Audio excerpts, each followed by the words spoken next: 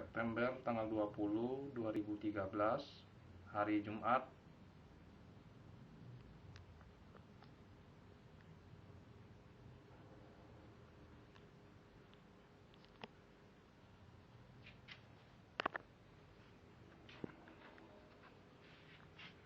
Hari ini saya Komandan Lim berada di kediaman Pak Diru untuk memperlihatkan Al-Quran Istanbul yang dimiliki olehnya dalam waktu yang sudah lama. Mari kita lihat dan kita wawancara Pak Diru.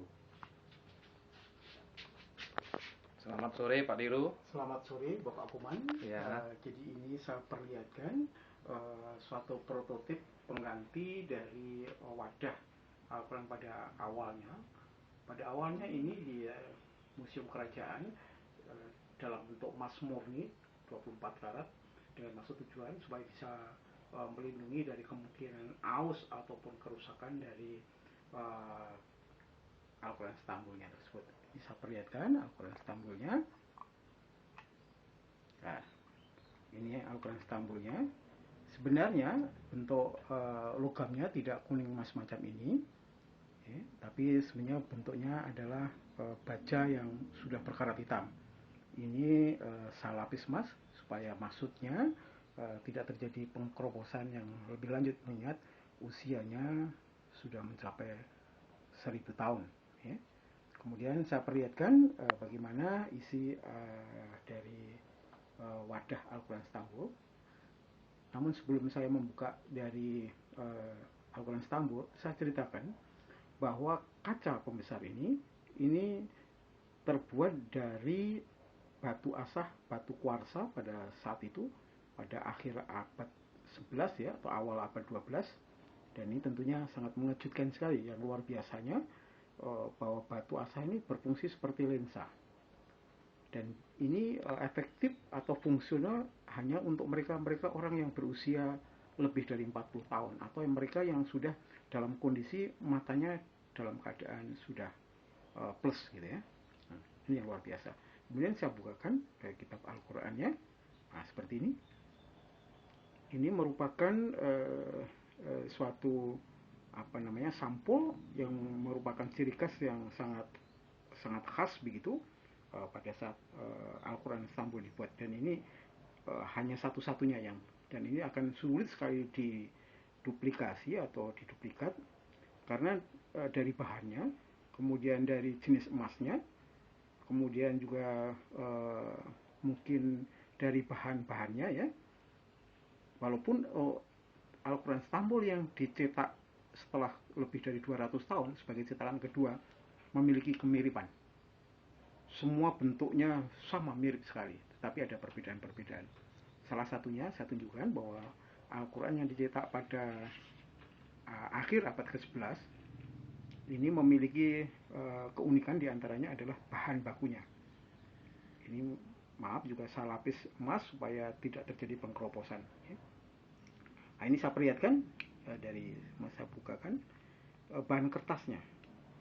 Bahan kertasnya ini sangat tipis luar biasa, sehingga kalau kita melacak dari teknologi kertas ini sangat-sangat mengagumkan luar biasa.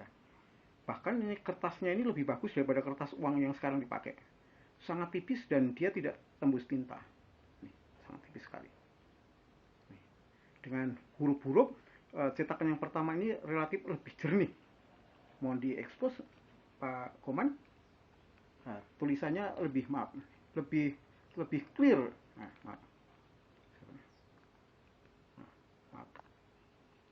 Saya buka-bukakan beberapa nih.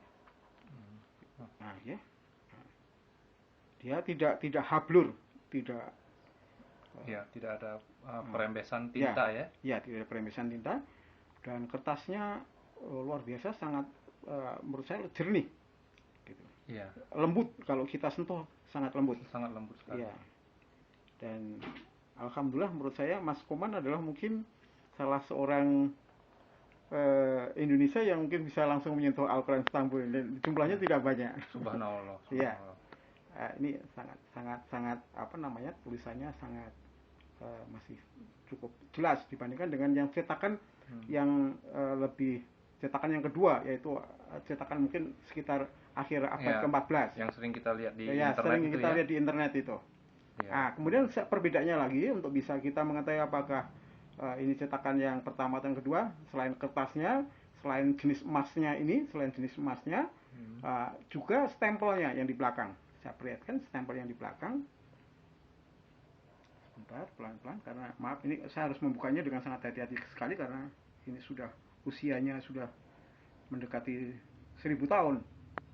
Ini ada suatu ciri khas, ada warna-warna merah ini sebagai mungkin kita tidak tahu, belum diketahui secara jelas apa maksudnya. Ini ada stempel-stempel bulat warna merah ini, coding tertentu, tapi stempel semacam kayak legalitasnya begitu, itu di sini hanya ada 2.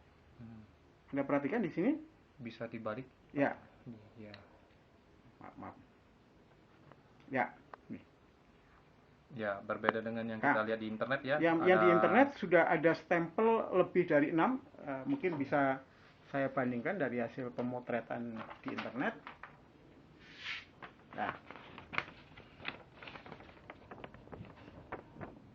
Iya, stempelnya banyak ya. Ya, stempelnya sudah banyak karena pada saat itu coba diperlihatkan lagi Pak.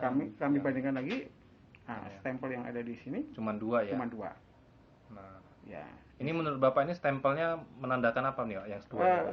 Stempel itu menandakan dari legalitas dari katakanlah departemen pada saat itu. Sekali lagi, Al-Quran Istanbul yang pertama ini dicetak mungkin lebih bersifat urgensi. Bersifat urgensi artinya pada saat itu ada suatu ide untuk membuat suatu Al-Quran dalam bentuk yang lengkap sebanyak lengkap 30 juz dalam ukuran yang sangat kecil, bisa terbaca dengan baik dan bisa melengkapi para mujahid atau para pejuang untuk pengembangan agama Islam. Dan pada saat itu ya kemungkinan suatu katakanlah institusi yang mengesahkan itu mungkin baru dari pihak kerajaan atau kedinastian dengan pihak dari mungkin para ulama, sehingga di situ baru ada 2 stempel. Tetapi ada yang kita belum memahami, ada stempel-stempel merah di belakang ini, kita tidak tahu maksudnya apa. Halaman kosong itu ya Pak? Halaman kosong. Dan ini jumlahnya cukup banyak. Gitu. Apakah ini mungkin pertanda bahwa ini pengesahan dari ulama-ulama yang mungkin berbeda aliran atau apa, kita tidak tahu. Dan ini menjadi sesuatu Al-Quran yang kemungkinan yang sampai sekarang di dunia ini sudah sangat sulit untuk kita lihat di beberapa negara. Dan kemungkinan dari para ahli kurator ini menyatakan bahwa yang ada hanya di Indonesia saja. Kalau saya lihat Pak, yang Al-Quran Istanbul yang Bapak pegang sekarang ini, di pojok kanan sebelah bawah ini ada seperti terpotong sampai dari atas sampai ke bawah. Ya. Ini bisa diceritakan sejarahnya Pak ini Pak? Ya, jadi pada saat itu sekali lagi, sebegitu legendarisnya Al-Quran Istanbul ini, sampai pada saat itu ketika dia diungsikan di suatu pondok pesantren, tapi sekali lagi karena ada permintaan secara khusus tidak diperkenankan kami menyebutkan nomor pondok, tapi semua orang hampir mengenal itu pondok pesantren penuh perjuangan. Jadi untuk meyakinkan dari para santri-santrinya, para pejuang pada saat itu melawan Belanda, ini dia diberikan secuil dari bagian dari kitab Istanbul ini yang dijadikan semacam hisib, spirit atau mungkin bahasa Arabnya hisib ya, semacam kayak gitu, yang sama ditaruh sebagai kalung. Karena ini oleh ulama besar, ketika dia membawa Al-Quran Istanbul ini, memang dia akan diberbuakan kalung. Sehingga kalau diperhatikan wadahnya memang didesain ada semacam tempat fasilitas untuk bandul kalung seperti ini. Oke. Ini salah satu dari Al-Quran Istanbul yang pertama yang penuh dengan perjuangan. Kemudian terakhir dari para saksi ulama, dan kebetulan jadi juga dari era Eyang Buyut saya, karena saya memiliki Eyang Buyut Putri adalah merupakan salah satu istri Pangeran Diponegoro. Inilah yang untuk perjuangan yang dilihat oleh masyarakat umum ketika Al-Quran Istanbul itu dikalungkan di leher beliau, Pangeran Diponegoro, dan yang terakhir sempat dipegang oleh Kiai Mojo dan kemudian dikembalikan lagi kepada para ahli waris di keraton. Mengenai bungkus yang tadi Bapak perlihatkan itu, ini mungkin ada sejarahnya juga. Ya, sebenarnya begini, jadi kami mencoba dari berusaha untuk napak tilas begitu. Dulu ketika disimpan pertama kali di Kerajaan Mataram zaman Sultan Agung, karena Al-Quran ini pertama kali dihadiahkan kepada Sultan Agung sebagai Raja Islam pertama di Pulau Jawa oleh para ulama, ya, para ulama dari Timur Tengah yang menyebarkan agama Islam ke Jawa.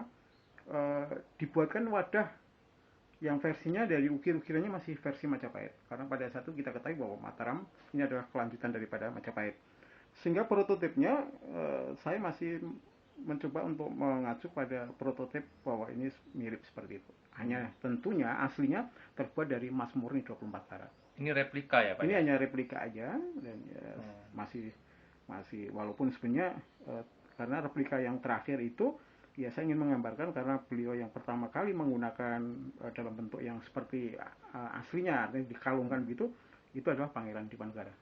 Boleh diperlihatkan sudut lainnya Pak, sisi lainnya?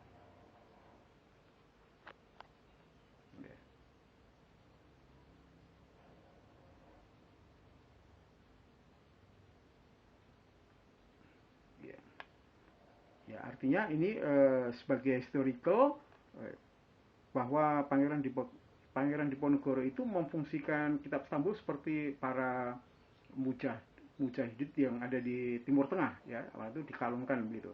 Tapi berikutnya sudah tidak lagi dengan cara semacam itu. Jadi sebagai sesuatu nilai dari sejarah, ya, sebagai artefak gitu ya. Jadi dan pada saat itu tidak ada lagi peperangan yang dengan simbol Al-Quran Istanbul lagi. Jadi beliau adalah yang menggunakan simbol Al-Quran Istanbul dalam peperangan, itu adalah Pangeran Diponegoro. Saya rasa cukup sampai di sini Pak Diru. Ya. Terima kasih atas informasinya.